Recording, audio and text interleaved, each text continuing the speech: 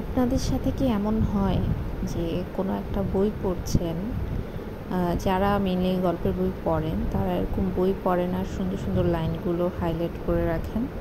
আমি কিন্তু এটা খুব স্বাচ্ছন্দ্যে এই কাজটা করি এবং আমার কিছু পছন্দের লাইন আমি এরকম হাইলাইট করে রাখি, যাতে পরবর্তীতে আমি যখন আবার বইটা পড়বো বা বইটা হাতে নেব তখন আমার মনে পড়বে যে এই লাইনগুলো আমি পড়েছিলাম এবং ভালো লেগেছিল আমার।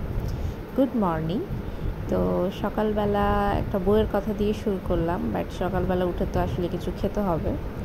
তো যার কারণে আমি রুটি ভেজে নিচ্ছিলাম। এগুলো ফ্রোজেন করে রাখা, আগের দিন বানিয়ে রাখা হয়েছিল। তো আম্মুকে আমি সবসময় বলি যে আমার জন্য আগে রুটি ভেজে রাখবা না সকালবেলা, যেহেতু আমার উঠতে একটু দেরি হয়। আমি উঠে তারপর আমি আমার নাস্তাটা তৈরি করে নিব। তো এই জন্যই রুটি ভাজছিলাম আর ভাবতেছিলাম যে আমি আসলে রুটিটা কী দিয়ে খাবো, কারণ ঝাল কোনো আইটেম খেতে ইচ্ছা করছিল না। এরপর খুঁজে বের করলাম যে গুঁড়া দুধ আর হরলিক্স মিক্সড করে সেটা দিয়ে রুটি দিয়ে খাবো, এটা খুবই মজা লাগে আমার কাছে সকালবেলা। এরপরে চলে গেলাম আমি আমার বেডটা একটু ঠিক করতে, কারণ বেড ঠিক না থাকলে রুম ঠিক লাগে না। তো এলোমেলো ছিল রুমটা খুবই, সকালে উঠে আর ক্লিন করা হয় না এই রুমটা, তো সেই বেডটাই ক্লিন করে নিলাম। আর বেড একদম টিপটপ থাকলে রুমটা একদম গোছানো মনে হয়, তা সে আপনার ঘরে জিনিস থাকুক আর না থাকুক। এরপর ড্রয়িং রুমটা একটু ঠিকঠাক করে নিলাম, কুশন টুশন সব এলোমেলো হয়েছিল। তারপর ভাবলাম আমার অনেকগুলো কাপড় জমে গেছে, যেগুলো ভাঁজ করা দরকার সেগুলো ভাঁজ করে নিই।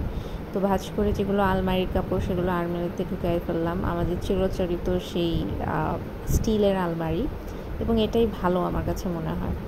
তো এরপর একটা ড্রেস নামিয়ে নিলাম, যেটা আমি এখন আয়রন করব, বাইরে পরে যাব। তো এটা একটা তাঁতের ড্রেস, যেটাতে আমি এই যে জামার পাইপিংটা দেখছেন, এটা আমি আলাদা কাপড় কিনে তারপরে করে নিয়েছিলাম টেইলরকে দিয়ে।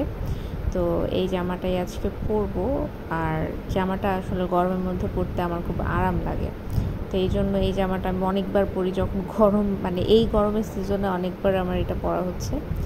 আর এই যে দেখেন আয়রন করতে যে বসছি, এই যে আয়রনটা, এটা মনে হয় আমি আমার জন্মের পর থেকে আমার বাসায় দেখে আসতেছি, এবং অবশ্যই আমার মনে হয় জিনিসটা ভালো, যদিও এখন তার রূপটা একটু অন্যরকম হয়ে গেছে। অনেক বছরের জিনিস যেহেতু, এই যে সামনের দিকের যে পার্টটা দেখতেছেন এটা খুলে গেছে, এটা লাগানো হয়নি, কিন্তু কাজ ঠিকই করতেছে। আর এখনকার যে হালকা টাইপের আয়রনগুলো থাকে না, ওগুলো দিয়ে না আমরাই আয়রন করে মজা পাই না, যার কারণে এই যে হেভি আয়রনটা, আমাদের এত বছরের আয়রন, এটাকেই খুব সুন্দরভাবে যত্ন করে ইউজ করি। আর বাসায় আসলে আমি ছাড়া অন্য কারো জামা আয়রন হয় না, কারণ আব্বুর জামাগুলো সব পাঞ্জাবি যেগুলো, সেগুলো সব বাইরে থেকেই আয়রন করিয়ে আনা হয়, যেহেতু আমার সময় হয় না করে দেওয়ার। আমি আমার জামাই অনেক খুব কষ্ট করে আয়রন করি, কারণ আয়রন না করে পরলে ভালো লাগে না।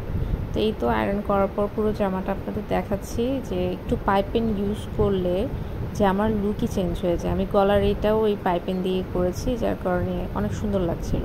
তো এরপরে একটু ফল খাচ্ছিলাম। দুপুরবেলা আমি সাধারণত অনেক সময়ই লাঞ্চ করি না, যেহেতু দেরি করে আমার নাস্তা করা হয়।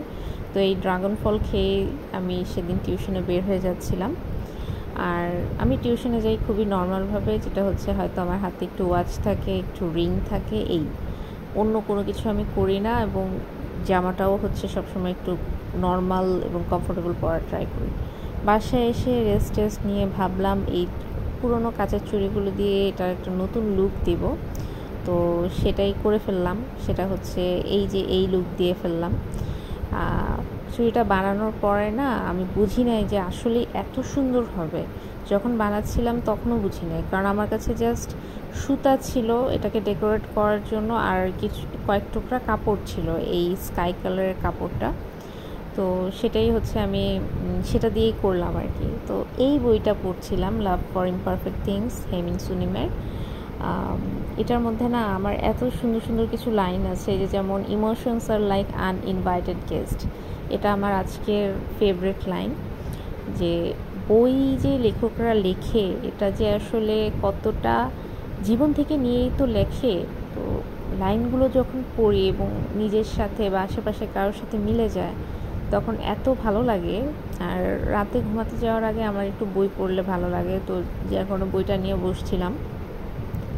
আর হচ্ছে একটা মজার জিনিস খাচ্ছিলাম, সেটা হচ্ছে আমার এক দাদু আছেন, ওনার হাতের এই যে পিঠাটা দেখতেছেন এটাকে বলা হয় বিরন পিঠা। তো এই পিঠাটা খুবই মজা হয়, তো সেই দাদি আমার জন্য বানায় পাঠিয়ে দিছিল, সেটা দিয়ে খাচ্ছিলাম আর পড়ছিলাম ডিনারের পরে অবশ্য এটা। এরপর ঘুমাতে যাওয়ার আগে আমি একটু হালকা পাতলা স্কিন কেয়ার করি, যেটা হচ্ছে ময়শ্চারাইজিং ক্রিম লাগাই এই সুপার লাইট জেলটা পন্ডসের, আর হচ্ছে একটা লিপ বাম লাগাই যেটা হচ্ছে বিউটি সলিউশনের। এটা আমি অনেক দিন যাবত ইউজ করি আর অনেক দিন যায়, একটা কৌটা কিনে নিলে অনেক দিন যায়। তো ফাইনালি এই যে হ্যান্ড ওয়াশটা একটু রিফিল করা দরকার ছিল, সেটা করে আমি ঘুমাতে চলে গেলাম। তো আজকের জন্য আল্লাহ হাফেজ।